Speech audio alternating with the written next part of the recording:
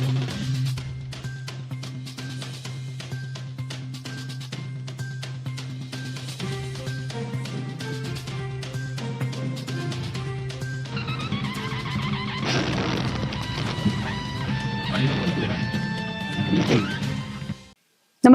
आपण पाहता हिरकणी न्यूज.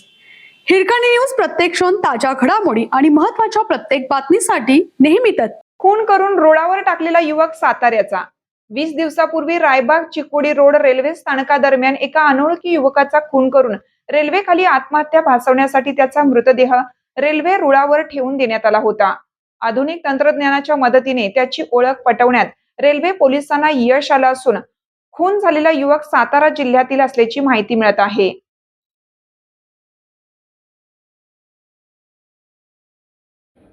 27 जुलै रोजी सकाळी रायबाग चिकोडी रोड रेल्वे स्थानकादरम्यान रेल्वे रुळावरून सुमारे 30 ते 35 वर्षीय अनोळखी युवकाचा मृतदेह आढळून आला आहे. बेळगावहून मिरजकडे जाणाऱ्या मार्गावर त्याचा मृतदेह ठेवण्यात आला होता. रात्रभर या मार्गावर रेल्वे धावत नाही म्हणून खुनाचा प्रकार उघडकीस आला होता. तब्बल 8-10 दिवस रेल्वेचे पोलीस उपनिरीक्षक सत्याप्पा मुक्कन्नावर व त्यांच्या सहकाऱ्यांनी बेळगाव शेजारच्या वेगवेगळ्या जिल्ह्यांबरोबरच महाराष्ट्रातील सांगली, मिरज, कोल्हापूर जिल्ह्यातही त्याची ओळख पटवण्यासाठी प्रयत्न केले होते.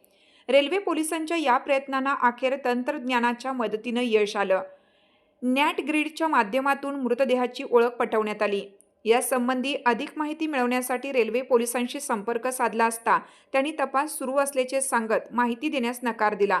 मृतदेहाची ओळख कशी पटली याची माहितीच विस्मयकारक आहे. सर्वत्र शोध घेऊनही ओळख पटत नाही म्हणून मृतदेहाचे छायाचित्र नॅट ग्रीडला पाठवण्यात आले आहे.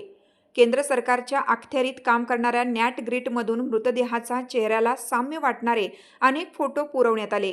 शेवटी मृतदेह सातारा जिल्ह्यातील हिंगणगाव येथील महेश अशोक कदम वय 32 यांचा असल्याचे आढळून आले.